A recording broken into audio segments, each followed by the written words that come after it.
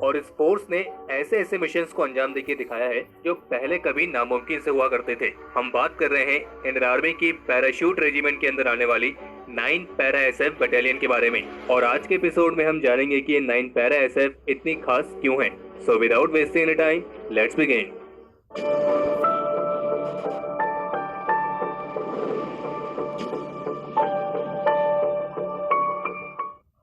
Video में आगे बढ़ने से पहले हम आपको बताना चाहेंगे कि हम parachute regiment, para special force और पैरा स्पेशल फोर्स को कैसे ज्वाइन किया जाता है, इन सब सवालों से संबंधित हम वीडियोस ऑलरेडी पहले बना चुके हैं। अगर आपने वो वीडियोस नहीं देखी हैं तो आप उन्हें भी जाकर जरूर देखें, क्योंकि उनसे भी आपको भारत की इस एलीट पैरा स्पेशल फोर्स के बारे में काफी कुछ नया जानने को मिलेगा। और उन सभी वीडियोस का लिंक हमने आपको इस वीडियो के आई बटन में दे दिया है। तो चलिए अब आते हैं इस वीडियो के मेन टॉपिक पर, जो कि है 9 पैरा एसएफ। 2016 में पैरा कमांडोज द्वारा पीओके में घुसकर जो सर्जिकल स्ट्राइक को अंजाम दिया गया था, उसके बारे में तो लगभग आप सभी जानते ही होंगे।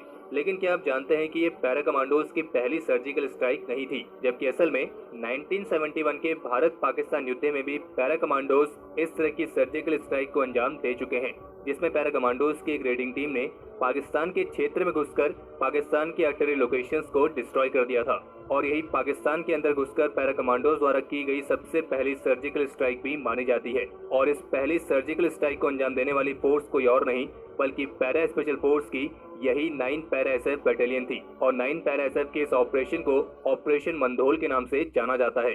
और इस ऑपरेशन मंदोल पर भी हम ऑलरेडी डिटेल वीडियो पहले बना चुके हैं, और उसका लिंक भी आपको इस वीडियो के डिस्क्रिप्शन में या फिर आई बटन में मिल जाएगा। और आपको बता दें कि जो ये ऑपरेशन मंदोल है, ये इंडियन मिलिट्री एकेडमी के सिलेबस का भी हिस्सा है। और 9 पैरा एसएफ ने अपने इस ऑपरेशन में दुश्मन को कितना बड़ा नुकसान पहुंचाया था, इसके बारे में जानकारी तब मिली थी जब पाकिस्तानी आर्मी ने सीज फायर के आदेश दे दिए थे। और उसके बाद ही मालूम पड़ा था कि इस ऑपरेशन मंदोल में पाकिस्तान को कितना बड़ा नुकसान पहुंचा था।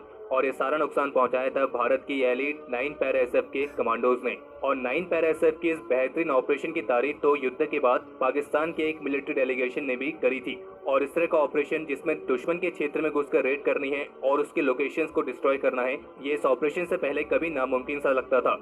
लेकिन 9 पैरा एसएफ ने इस नामुमकिन से लगने वाले मिशन को मुमकिन करके दिखाया। 9 para SF counter insurgency, counter terrorism और अनकन्वेंशनल वॉरफेयर के साथ साथ माउंटेन और हाई ऑल्टीट्यूड वॉरफेयर के लिए एक्सपर्ट मानी जाती है। और ये दुनिया भर की बेहतरीन स्पेशल फोर्सेस यूनिट्स के साथ जॉइंट एक्सरसाइजेस भी आयोजित करते रहते हैं, जिनमें ब्रिटेन की एसएएस और अमेरिका की ग्रीन बैरेट और डेल्टा जैसी स्पेशल फोर्सेस आती हैं। और केवल इतना ही नहीं बल्कि भारत की जो मोस्ट सीक्रेटिव यूनिट मानी जाती है, जिसे हम स्पेशल ग्रुप के नाम से जानते हैं और कुछ लोग तो उसे घोस्ट रेजिमेंट भी कहते हैं, इस यूनिट में भी अधिकतर 9 पैरा एसएफ के कमांडोज को भर्ती किया जाता है। और केवल इतना ही नहीं बल्कि जम्मू कश्मीर में राष्ट्रीय राइफल्स की बटालियंस में अधिकतर 9 पैरा एसएफ के कमांडोज भी शामिल किए जाते हैं।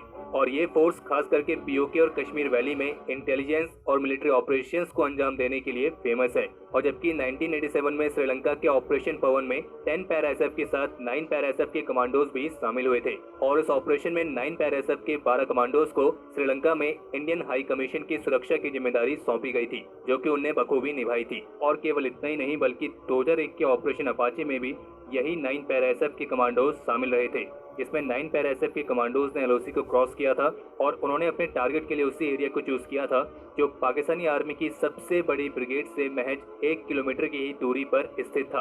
और ये ऑपरेशन पाकिस्तानी आतंकियों के अमानवीय कृत्य के खिलाफ एक कार्रवाई थी, क्योंकि 2001 में पाकिस्तानी आतंकियों की कश्मीर में घुसपैठ की घटनाएं काफी ज्यादा बढ़ने लगी थी। और ये पाकिस्तानी आतंकी कश्मीर के मासूम लोगों को मारते थे और वहाँ की शांति को भंग करने की कोशिश करते थे। और ये हद तो तब हो गई थी जब कश्मीर की पीसफुल कम्युनिटी माने जाने वाली बकरवाल पर इन आतंकियों ने काफी अमानवीय तरीके से हमले करने शुरू किए और कईयों के तो सर काट के ले जाते थे और उनके जानवरों को भी चुरा लेते थे। और तब जाकर इस कम्युनिटी के लोग इंडियन आर्मी के पास मदद के लिए पहुंचे थे और फिर इंडियन आर्मी की 9 पैरा एसएफ ने इन पाकिस्तानी आतंकियों को उन्हीं की भाषा में जवाब दिया था। और 9 पैरा एसएफ का ये जवाब कितना घातक था, ये आप स्क्रीन पर जो इमेज आ रही है उसको देखकर अंदाजा लगा सकते हैं। और कहा जाता है कि यह ऑपरेशन इतना सीक्रेटिव था कि इसके बारे में जानकारी भारत सरकार को भी नहीं दी गई थी। और यह ऑपरेशन खास इसलिए इसलिए भी था क्योंकि इस ऑपरेशन को बटालियन के कमांडिंग ऑफिसर ने खुद लीड किया था। हालांकि औपचारिक रूप से इस ऑपरेशन को कभी भी सार्वजनिक तौर पर सामने नहीं लाया गया, लेकिन कहा जाता है कि ऑपरेशन अपाचे कश्मीर में शांति स्थापित करने वाले मेजर ऑपरेशंस में से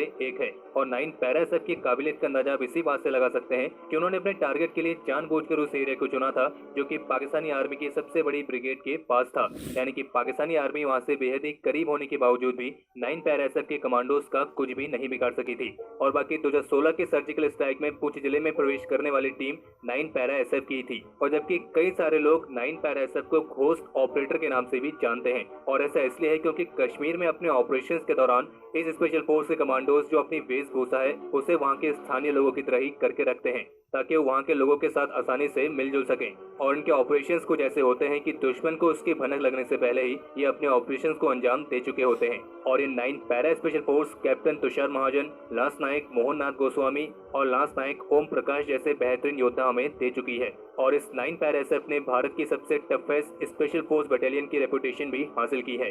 और जैसे कि हमने कहा कि जो 9 पैरा एसएफ है ये मुख्य रूप से अनकन्वेंशनल वॉरफेयर में शामिल रहती है। यानी कि ये आमने सामने की लड़ाई में नहीं रहते हैं, बल्कि इनके लिए बेहद ही खास तरह के ऑपरेशन होते हैं। जैसे कि कश्मीर वैली में किसी आबादी वाले क्षेत्र में आतंकियों की घुसपैठ होने से रोकना, या फिर कश्मीर के अंदर आतंकियों को उनका कोई ऑपरेशन बेस स्थापित करने से रोकना। यानी कि इस स्पेशल फोर्स का टास्क ऐसी जगहों पर होता है जहाँ पर ऐसा नहीं है कि आप अपनी गन्स या फिर सीधा बॉम्ब फेंक कर ही उन आतंकियों को खत्म कर दें, क्योंकि वो आतंकी किसी आबादी वाले क्षेत्र में है। तो ऐसे में 9 पैरा कमांडोज को ये ध्यान रखना होता है कि ये ऑपरेशन बेहद ही प्रिसाइज और कैलकुलेटेड होना चाहिए ताकि कोई भी कोलेटरल डैमेज ना हो और किसी भी सिविलियन की जान ना जाए। कश्मीर में तो ये 9 पैरा एसएफ के कमांडोज एक कांस्टेंट स्टेट ऑफ बैटल में रहते हैं। बाकी कश्मीर में 9 पैरा एसएफ के साथ 1 पैरा एसएफ और 4 पैरा एसएफ भी तैनात रहती है और उनके अपने अलग अलग टास्क होते हैं। और आपको ये भी बता दें कि 10 पैरा एसएफ जो कि डेजर्ट स्कॉर्पियंस के नाम से जानी जाती है क्योंकि ये डेजर्ट वॉरफेयर के लिए सबसे ज्यादा एक्सपर्ट है। और इस 10 पैरा एसएफ के बनने के पीछे भी 9 पैरा एसएफ ही जिम्मेदार है। और केवल 10 पैरा एसएफ ही नहीं बल्कि 11 पैरा एसएफ, 21 पैरा एसएफ और 3 पैरा एसएफ, इनके पीछे भी 9 पैरा एसएफ ही जिम्मेदार है। और उनके साथ साथ नेशनल सिक्योरिटी गार्ड के स्पेशल एक्शन ग्रुप के पीछे भी ये फोर्स जिम्मेदार मानी जाती है। बाकी भारत के अन्य सिक्योरिटी फोर्सेस की तरह ही इस 9 पैरा एसएफ के ऑपरेशंस भी कुछ ऐसे होते हैं कि उनके पूरा होने के बाद ही लोगों को मालूम पड़ता है कि ये कारनामा 9 पैरा एसएफ के कमांडोज ने किया है। और बाकी इन कमांडोज की काबिलियत के बारे में आप जितना सोच सकते हैं वो इनकी असल काबिलियत का केवल कुछ ही % हिस्सा है, क्योंकि अगर इन्हें स्पेशल फोर्स को दर्जा दिया गया है तो जाहिर सी बात है इनमें कुछ न कुछ स्पेशल बात तो जरूर होगी, जिस तरह हमारे देश के अन्य सभी स्पेशल फोर्सेस में वो बात